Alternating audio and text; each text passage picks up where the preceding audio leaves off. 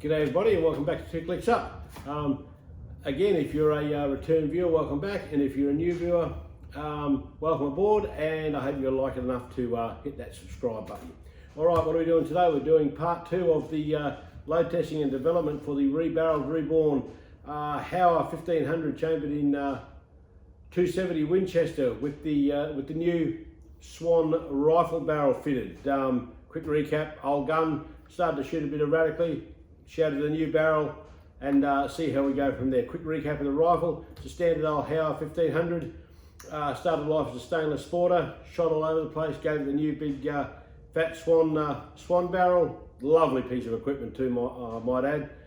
We've got the 0 MOA Nico Sterling Picatinny rail, a Vortex 4-12x44 a copperhead scope, sitting in some Vortex Pro Series 1-inch medium profile rings. So that's basically it. And the trigger on this is the standard HOWA HACT 2-stage trigger with the 2.5 pound gun bloke trigger spring kit installation. I did myself a kit you buy for about $22 on Fleabay. So, and I've done videos on that, so you can have a look at that. It's pretty easy stuff. All right, let's not muck around too much.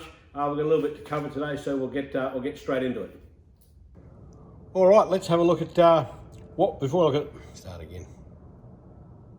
Righto, before we have a look at our results, and let's just again have a look at what we loaded up with. Same powders as last time: 2206H, 2208, 2209, all ADI powders.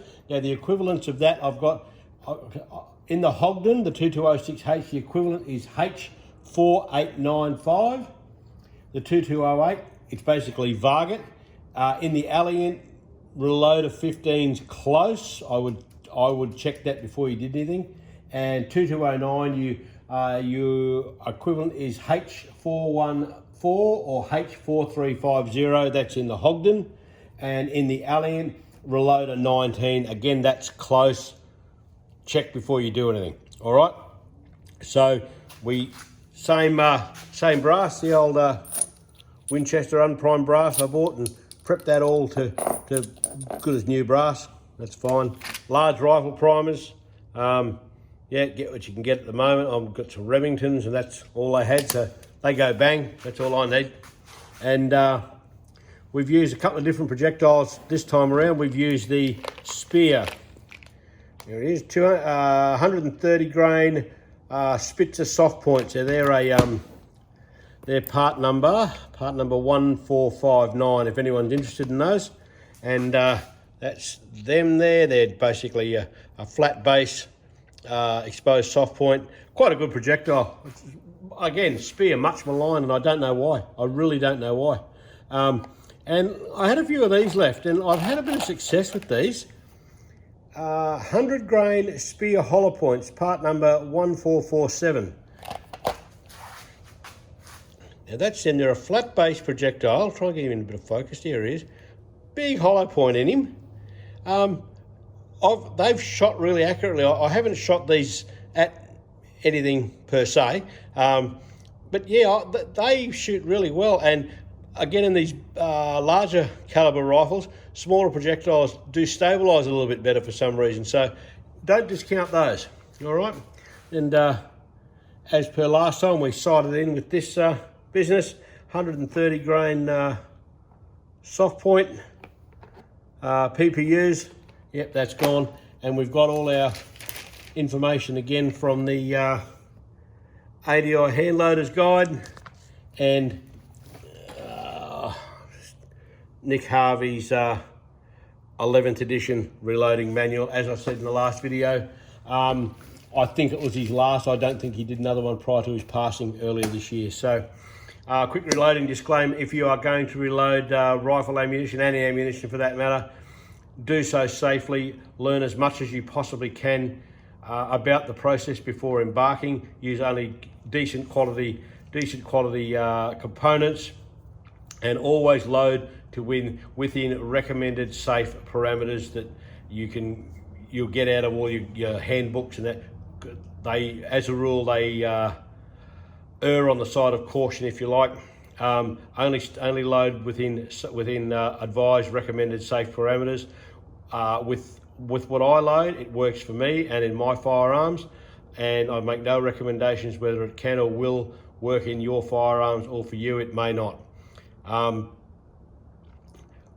When you are reloading, walk slowly up the ladder, and once you see any pressure signs whatsoever, stop immediately.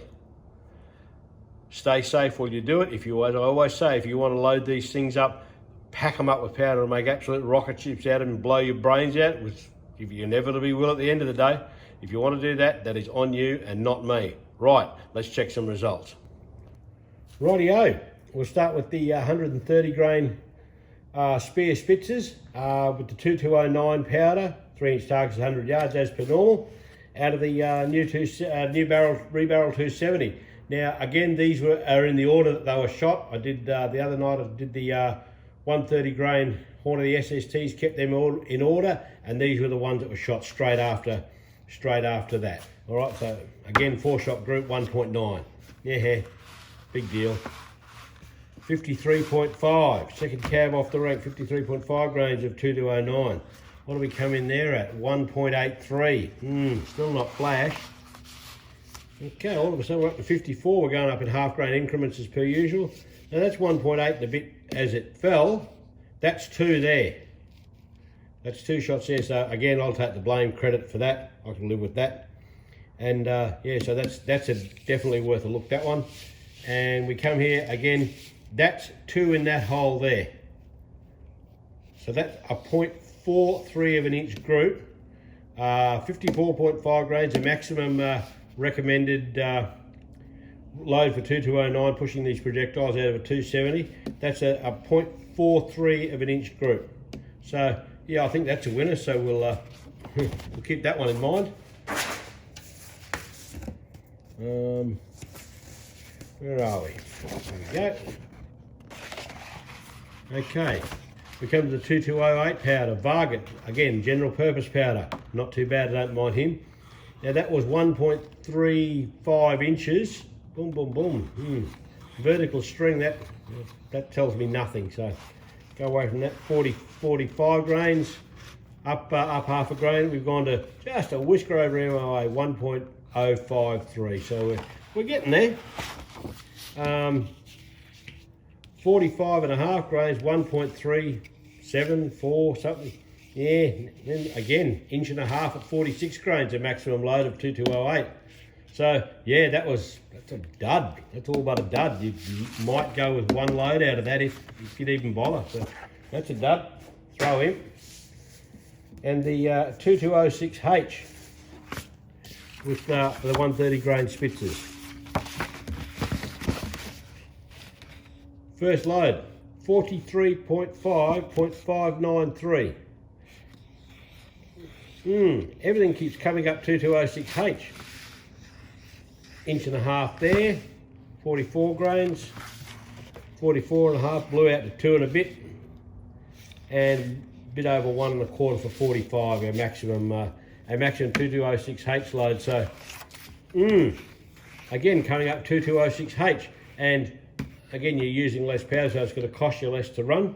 And yeah, everyone says these 2206 won't work for these big guns. Yeah, they tend not to agree. So, all right, that's the 130s done. Let's have a look at these little 100 grain hollow points. Now, I did not use the 2209 for the 100 grain. I only used the 2208 and the 2206. So we'll see how we go there. Okay, 2208, inch and a bit. Yeah, it's starting to put them together, but that's not too bad. 51.5, 52, we go up half a grain increments, 0.9, so we scrubbed in under MOA there, that's okay, 0.9 of an inch there, he's all right. 52.5, inch and a bit, 1.089, but it's throwing them consistent. Okay, 53, the maximum load for 2208, pushing these little 100 grainers. 0.614. Not bad. Not bad. I can live with that. I can live with that. And these things are all in, if you have a look around the page, they're all thrown in the same place, sort of, kinda, on the page in regard to the target. As I always say, you screw a scoper in, you put that down to where you want it, that's fine. and it's not all over the park. They're not sort of going everywhere all over the shop. They're all in the one area, so that's good. That's really good. And our last bit of result, we've got the 100 grain hollow points with the 2206H, 1.4 inches, 48.5, 49, oh, 0.89, oh, we're getting close. 49.5. Now this is a load I've used before and I've had success with that. 0.493. There we go. And 50 grains the maximum load of 2206H, pushing these 100 grain hollow points. Now that's 1.3 inches as it fell. Those just sitting on top of each other. So again, I'll take blame, credit, whatever you want to do. I'm happy enough with that. But yeah, again, it's come up 2206H. So I think he's our powder. He's our powder. So we'll load up with him. So let's get final thoughts and put this one to bed.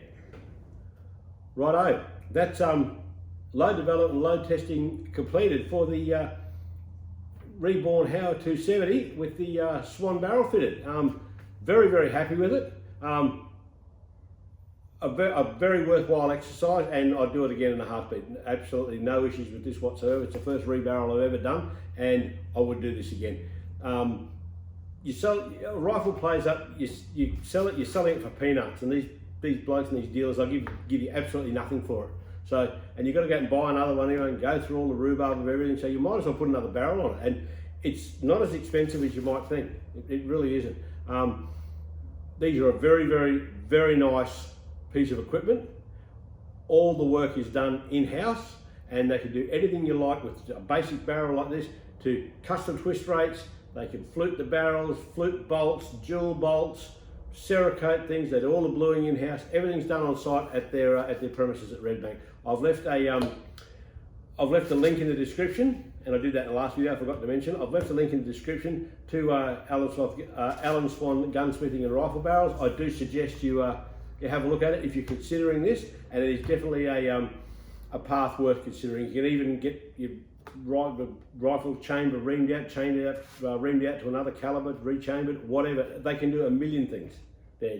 It's only limited by your imagination. So we've got a lot of good information out of all this. I've stuck with readily available componentry in terms of powders and projectiles, because we've seen these supply issues we had over the last couple of years. We don't want a repeat of that. So if you stick to the stuff you can get, you should be able to keep shooting these things, and shouldn't be a problem. Just keep enough just to get you through the bad times, and we see when bad times are coming. So anyway, I'm going to put this one to bed. If you liked the video, please give it a like, give it a thumbs up. That'd be really good. And if you like the channel and you get a bit out of it, don't be afraid to subscribe, sign up, and hit that bell button like it owes you money. That way you get all the notifications for the next videos that are coming up. So time to go to bed. I'll sign this one off. If you can tell your wife, you can tell your girlfriend, you can tell them both. Don't matter to me. Just go 2 clicks up. Ta-da.